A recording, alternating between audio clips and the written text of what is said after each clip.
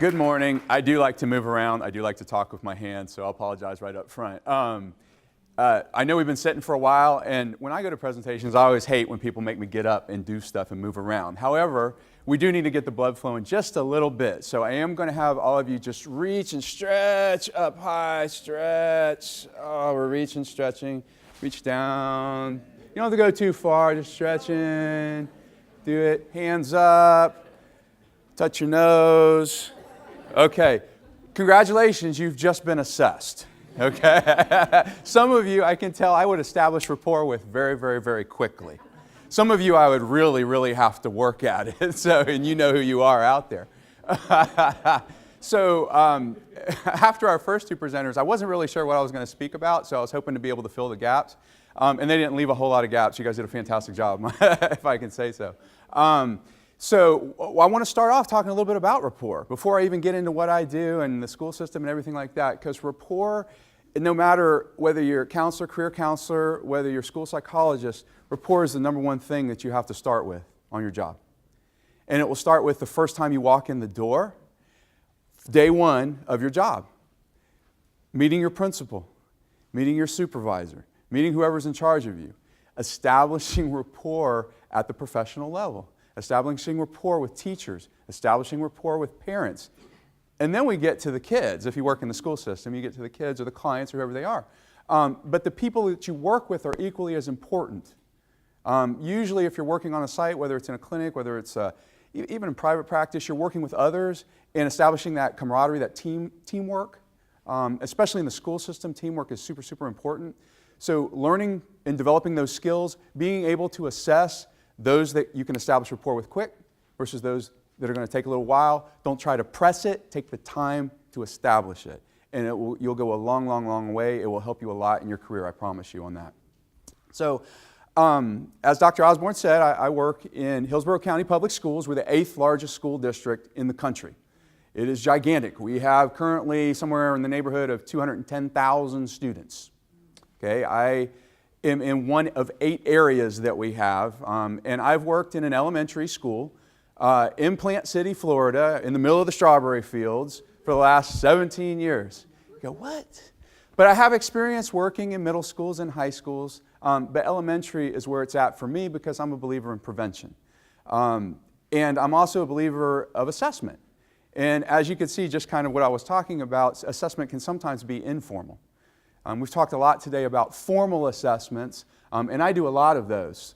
Do a lot of IQ testing, achievement testing, processing testing, despite the fact we're in the world of RTI, which is school psychologists I know a lot about, and you will know, be intimately familiar with on the job site.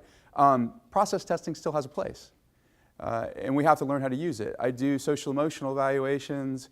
We do all kinds of assessment of behavior. But sometimes informal assessment is as important as formal assessment to start you off. We've had a lot of talk today about making sure that you get it right. I often talk to teachers about being data detectives. Okay, what's that? Well, making sure they're looking at their classroom assessments correctly and thoroughly, not just looking at one data point and saying, oh, here's my conclusion. This is the conclusion I'm going to make. It's the same in what we do. We develop hypotheses, okay? Just like Dr. Sampson was talking about, but you're a scholar. You know, a scholar doesn't mean that you're always doing research in a formal process where, okay, I'm going to do statistical analysis, I'm going to write up my article. Yeah, you may do some of that. But research is also in how you evaluate and how you interpret your evaluations, okay? Sometimes in our effort to help, quote unquote, a child, we sometimes read more into something than what we should. We overinterpret. Sometimes to avoid dealing with a hard situation, we underinterpret. So you have to work through that on a daily basis within yourself on figuring out, okay, what does this mean? Do I have enough information to draw a conclusion? Do I not? Do I need to gather more information? What information do I need to gather? In both presentations before, they talked about making sure that I'm going to put it in my own words, because there was a famous saying, a wise man knows how little they know, or the wise person, I guess I should say, knows how little they know. And that's a fact in our field too. So yes, we are experts and we go out as experts, but don't be afraid to ask for help. Like if you come in to work in Hillsborough County as a school psychologist, you'll be with a mentor. You'll have a team leader. That's the role I serve in my area.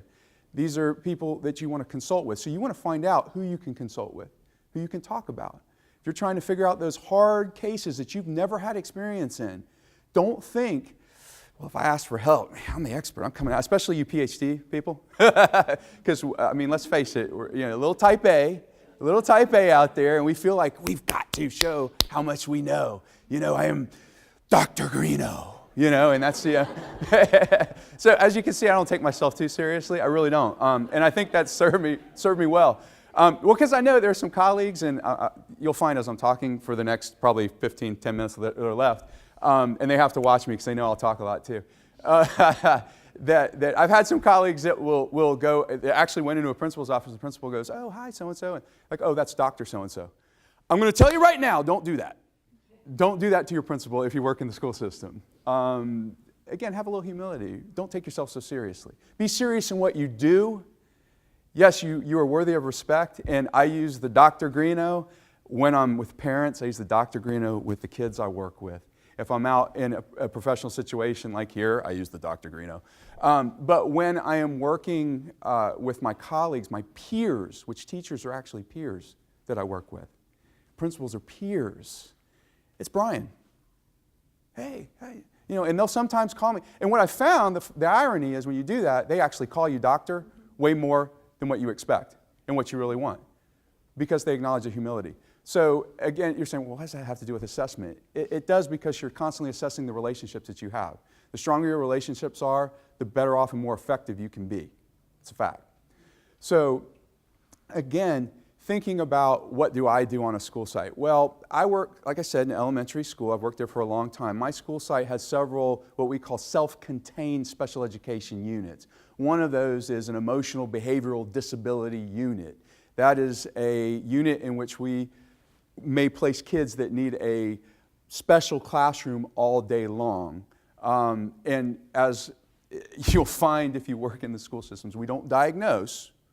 Now, those kids may have all those things that we've talked about before, ADHD, they may have bipolar disorder, they may have schizophrenia, who knows.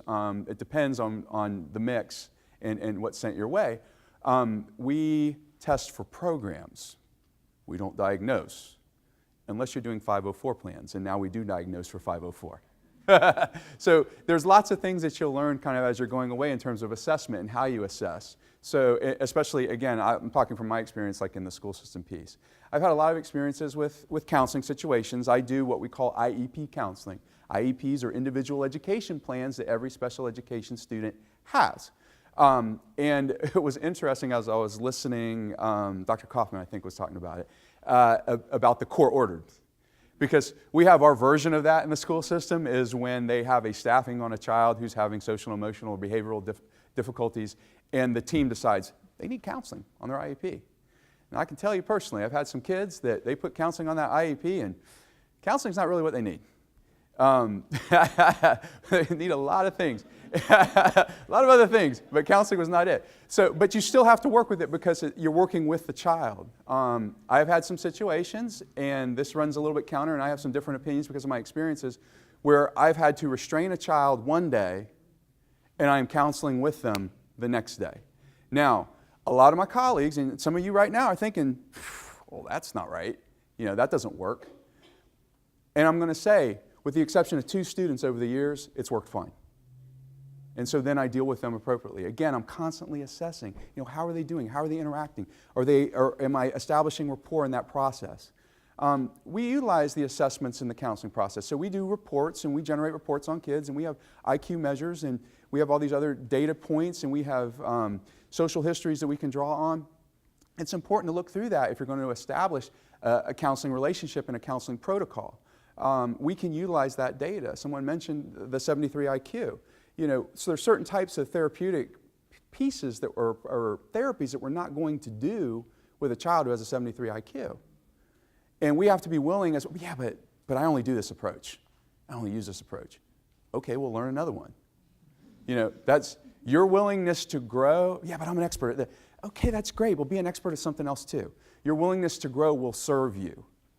That has been one of the things, and again, I don't like really talking about myself at large in general, but I will share that thing. One of the things I think has helped me the most and to be successful in the field is that willingness to admit, I don't know that, but I'm going to find out and I'm going to get back to you.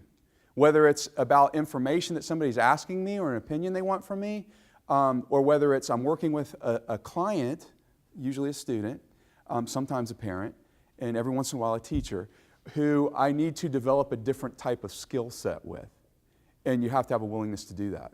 Tons and tons and tons of research out there. Okay? I'm going to encourage you, for those who are going to work in the school system, become familiar with the educational research. Okay?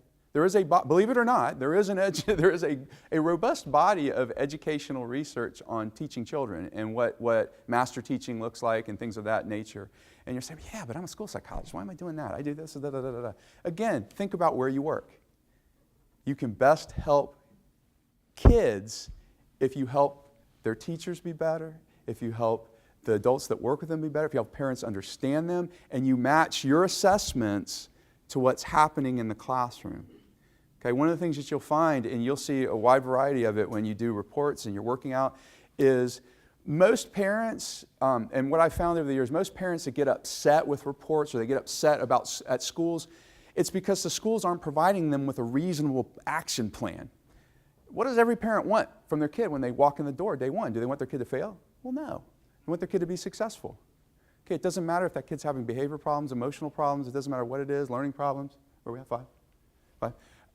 They want, okay, whew, yeah, because I was on about a 10-minute roll right there, so now I got to turn it back around a little bit. It doesn't matter. They want their child to be successful. They want you to help them do that. Sometimes teachers and administrators don't know, we just need to get them out of the school, we need to do this. That's where you guys come in. That's where you guys come in. And if you're sitting out here and you're a mental health counselor, I'm speaking to you too. I'm not just speaking to the school site guys or the school counselor people.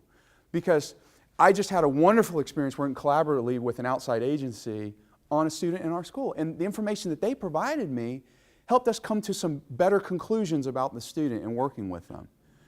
That's part of that assessment process. Like I said, it's not always formal. Sometimes it's informal. And it's about the people that you talk with. So always look for that nugget. Keep it in the back of your head. Generate your hypotheses in your assessment process. And then gather enough information where you can really conclusively say, yes, no, on that. That's really what I would encourage you guys to do.